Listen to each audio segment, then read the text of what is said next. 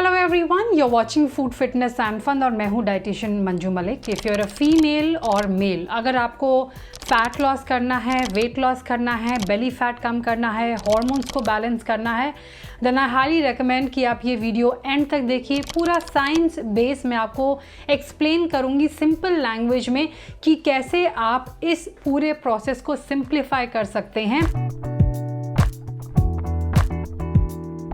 तो चलिए शुरुआत करते हैं। सबसे पहले जब भी हम बात करते हैं पीसीओएस की, पीसीओडी की, हार्मोनल इम्बैलेंस की, वेट गेन की, तो उसमें हार्मोन्स का रोल काफ़ी माना जाता है, specially this hormone which is insulin. सबसे पहले जान लेते हैं कि इंसुलिन क्या होता है।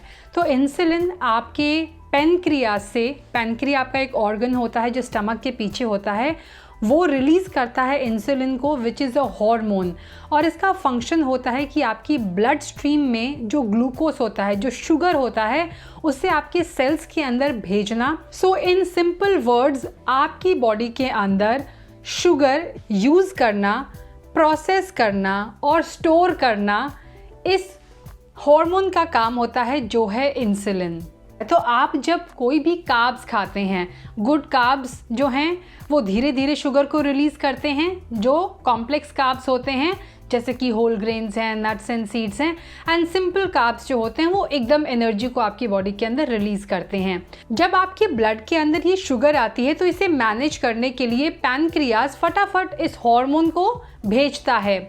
तो इंसुलिन जो होता है वो सबसे पहले काम क्या करता है, इस ग्लूकोज को आपके सेल के अंदर भेजता है ताकि आपकी बॉडी इसे अच्छी तरह से यूज कर सके। अगर आपकी डाइट में बहुत ज़्यादा रिफाइंड प्रोसेस्ड कार्ब्स हैं या फिर आप बहुत ज़्यादा शुगर खाते हैं, तो ऐसे में होता क्या है कि आपके सेल्स एक लिमिट तक तो ग्लूकोज को एक्सेप्ट कर लेते हैं, लेकिन जब ये लेवल बढ़ जाता है तो ये मना कर देते हैं। इसके ये जो गेट्स होते हैं इन्हें रिसेप्टर्स कहते हैं। ये जो रिसेप्टर्स होते हैं वो शुगर लेने से मना कर देते हैं। बार बार आपका जो हार्मोन है वो यहाँ पर सेल्स के दरवाजे पर नॉक करता है कि हमें अंदर जाने दो, लेकिन इनकी कैपेसिटी इतनी बढ़ गई है कि ये एंटर नहीं करने देते हैं। That is called insulin resistance as well, यानी रेसिस्ट कर रहा है आपका सेल्स इंसुलिन को अंदर शुगर डालने के लिए या ग्लूकोज को भेजने के लिए। जब ये कैपेसिटी पूरी हो जाती है तब इंसुलिन जो होता है उस शुगर यानी ग्लूकोज को स्टोर करने का प्रोसेस शुरू कर देता है। नाउ ये जो शुगर है या ये जो ग्लूकोज है वो कई जगह पे स्टोर होती है। सबसे पहले ये स्टोर होती है ग्लाइकोजन के फॉर्म में। ग्लाइकोजन जो है एनर्जी यानी ग्लूकोज के वो छोटे छोटे स्टोर्स हैं जो लिवर के अंदर और मसल्स के अंदर होते हैं। मसल्स के अंदर बहुत थोड़ा सा होता है ग्लाइकोजन और लिवर के अंदर ये ज़्यादा स्टोर होता है। जब आपने खाना खाना बंद कर दिया और जितनी भी एनर्जी सेल्स के अंदर थी वो आपने यूज़ कर ली, तब आपकी बॉडी इन मसल से एनर्जी को लेकर यूज़ करती है या फिर लिवर से, और इनकी कैपेसिटी भी जब पूरी हो जाती है तब आपका जो इंसुलिन हार्मोन होता है वो आपकी बॉडी में फैट के तौर पे इस शुगर को, इस ग्लूकोज को स्टोर कर देता है। कहाँ पर ये स्टोर होता है वो डिपेंड करता है बहुत सारी चीज़ों पर, जैसे कि आपके हार्मोन्स पर, आपके जेनेटिक्स पे, आपके जेंडर पे भी। आपने देखा होगा कि अगर आपके पेरेंट्स के हाथ ज़्यादा मोटे हैं या लेग्स में ज़्यादा फैट है तो आप में भी थोड़ा सा ज़्यादा वहाँ पर कैपेसिटी होगी, आपके अंदर भी टेंडेंसी होगी वहाँ वेट गेन करने की। अगर हार्मोनल इम्बैलेंस है तो फीमेल्स थाइज़ में ज़्यादा फैट स्टोर करती हैं। अगर आपका कॉर्टिसोल यानी स्ट्रेस हार्मोन बढ़ा हुआ है तो वो जो फैट है वो आपके स्टमक के आसपास ज़्यादा होगा। बहुत सारे और भी हार्मोनल इम्बैलेंस के केसेस में स्टमक के आसपास ज़्यादा फैट स्टोर होता है।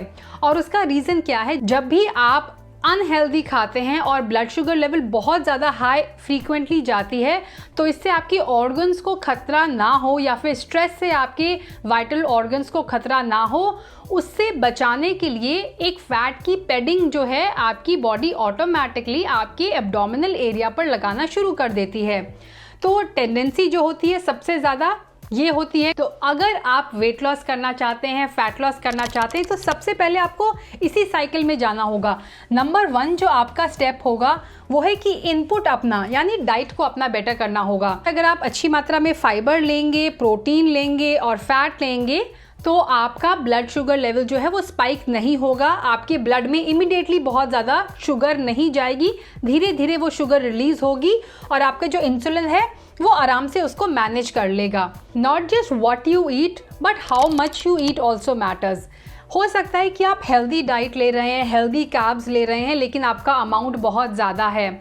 ऐसे में आपके ब्लड में बहुत देर तक शुगर रहेगी और उसे भी मैनेज करना मुश्किल होगा। So what you eat and how much you eat, both thing matters. अगर आप बहुत फ्रीक्वेंटली खाते हैं या कोई सेट टाइम नहीं है आपका, इसे ग्रेजिंग भी कहते हैं, सारे दिन आपको जब भी फूड सामने मिला आपने उठा के मुंह में डाल लिया, तब भी उससे आपका इंसुलिन हार्मोन जो है वो डिस्टर्ब होता है। तो ऐसे में इट इज़ वेरी इंपॉर्टेंट कि आप फिक्स स्केड्यूल रखें अपने खाने का। नाउ नेक्स्ट स्टेप जो आता है कि आप इस एनर्जी को कैसे यूज़ करें। तो सबसे सिंपल जो चीज़ है वो ये कि आप एक्टिव रहें। अगर आप through out the day active नहीं हैं, बहुत लंबे टाइम तक बैठे रहते हैं, आपकी एनर्जी जो है वो बिल्कुल यूज़ नहीं हो रही है, तब आपके फैट स्टोर होने के चांसेस ज़्यादा बढ़ जाते हैं। कई बार सजेस्ट करते हैं बहुत सारे लोग कि आप एम्प्टी स्टमक अगर वर्कआउट करेंगे मॉर्निंग में तो आप ज़्यादा फैट को बर्न करेंगे। वो इसीलिए क्योंकि आप एक फास्टिंग के मोड में हैं, पूरी रात आपने खाना नहीं खाया है। ऐसे में जब आप मॉर्निंग में एम्प्टी स्टमक वर्कआउट करते हैं तो आपकी जो मसल के ग्लाइकोजन टैंक्स हैं वो ख़त्म हो जाते हैं आफ्टर सम टाइम। आपके लिवर के जो ग्लाइकोजन टैंक्स हैं वो भी ख़त्म हो जाते हैं और 20 मिनट्स के हाई इंटेंसिटी वर्कआउट के बाद आपकी बॉडी फैट स्टोर्स को टैप करती है, यानी फैट स्टोर के पास वहाँ से एनर्जी लेने की कोशिश करती है। It is not easy for everyone, but if you are someone जो एम्प्टी स्टमक वर्कआउट कर सकते हैं, अगर आपको डिजीनेस फील नहीं होती है, if you are comfortable with that, specially males के लिए ये कंफर्टेबल होता है, तो आप एम्प्टी स्टमक अगर आप वर्कआउट करेंगे तो आपके लिए अच्छा रहेगा। और ऐसे में इंटरमिटेंट फास्टिंग भी बहुत इंपॉर्टेंट रोल प्ले करता है। इंटरमिटेंट फास्टिंग में जब आप लंबे टाइम तक खाना नहीं खाते हैं, मिनिमम अगर आप 12 घंटे दिन में खाना नहीं खाते हैं, ओवरनाइट अगर आप फास्टिंग करते हैं, 12 आवर्स से आप फास्टिंग 14 आवर्स तक आराम से कर सकते हैं अगर आप फीमेल हैं। अगर आप मेल हैं तो 16-8 की जो स्टैंडर्ड विंडो होती है इंटरमिटेंट फास्टिंग की, वो भी आप ट्राई कर सकते हैं। नेक्स्ट इज अगर आप कुछ हर्ब्स एंड स्पाइसेस अपनी डाइट में ऐड करते हैं तो वो भी आपके ब्लड शुगर लेवल को मेंटेन करने में हेल्प करता है। जैसे कि अगर आप in between meals green coffee या ग्रीन टी या फिर माचा टी या फिर ब्लैक कॉफ़ी पीते हैं without any sugar and milk, then that plays an important role in balancing your blood sugar. इसके बाद अगर आप सिनेमन लेते हैं, एप्पल साइडर विनेगर लेते हैं या कोई और हर्ब्स एंड स्पाइसेस जैसे कि टर्मरिक है, they all play some role in managing your blood sugar. ना यहाँ पर एक और हार्मोन है जिसको मैंने लिखा है, जिसके बारे में बहुत लोग बात नहीं करते हैं, बट क्योंकि हम साइंस के बारे में और डिटेल इन्फॉर्मेशन के बारे में बात कर रहे हैं तो हम ग्लूकागन को नहीं भूल सकते। जब हम इंसुलिन को बात करते हैं तो ग्लूकागन जो होता है it is opposite of insulin. Glucagon का हमारी बॉडी के अंदर काम ये होता है कि ये जो ग्लाइकोजन है और जो फैट स्टोर्स हैं, जो फैट स्टोर बन गए हैं हमारे बॉडी के अंदर, उनसे एनर्जी को निकाल कर हमारे ब्लड स्ट्रीम के अंदर लेकर आना ताकि हम उसे बर्न कर सकें। अगर आप चाहते हैं कि आपकी बॉडी के अंदर फैट मोबिलाइज हो और फिर ऑक्सीडाइज हो, क्योंकि अगर ये फैट मोबिलाइज नहीं होगा तो ये ऑक्सीडाइज यानी आप इसे बर्न नहीं कर पाएंगे। तो ये जो ग्लूकागन हार्मोन होता है इसका काम ही ये होता है कि आपकी बॉडी के अंदर फैट को मोबिलाइज करके ब्लड स्ट्रीम में लेकर आना ताकि आप उसे बर्न कर सकें। इसीलिए it is one of the most important fat burning hormone. और ये किससे प्रमोट होता है?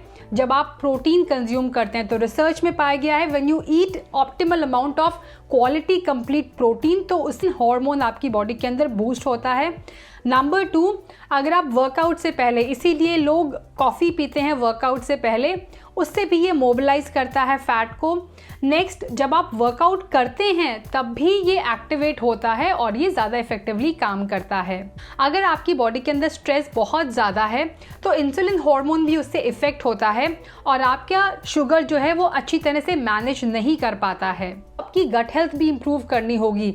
आपका ये जो हार्मोन है ये स्लीप से भी इफ़ेक्ट होता है, तो स्लीप से इंसुलिन हार्मोन भी इफ़ेक्ट होता है। If you don't take good quality and quantity of sleep तो नेक्स्ट डे आपका हंगर हार्मोन जो होते हैं वो स्पाइक्ड अप होकर रहते हैं, जिसकी वजह से ना सिर्फ आप ज़्यादा खाते हैं तो उससे इंसुलिन स्पाइक होता है उससे आपका ग्लूकागन हार्मोन भी कम बनता है। तो आपकी स्लीप भी बहुत ज़रूरी है और स्ट्रेस को मैनेज करना भी बहुत ज़रूरी है। तो ये 3 चीज़ें बहुत इंपॉर्टेंट रोल प्ले करती हैं when it comes to fat loss, when it comes to weight loss. अगर आपको PCOS PCOD को मैनेज करना है, अगर आप चाहते हैं कि आपका स्टेमिना स्ट्रेंथ इंक्रीज हो, तो मेक श्योर कि आप ग्लूकोज को अच्छी तरह मैनेज करें अपनी बॉडी के अंदर। आपकी डाइट बहुत इंपॉर्टेंट रोल प्ले करती है, उसकी टाइमिंग, उसका पोर्शन साइज बहुत इंपॉर्टेंट रोल प्ले करता है।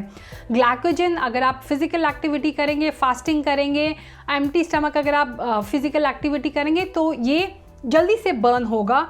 और उसके बाद आता है glucagon, which is a hormone, जो फैट बर्निंग हार्मोन है, जो फैट को मोबिलाइज करता है, ऑक्सीडेशन को सपोर्ट करता है।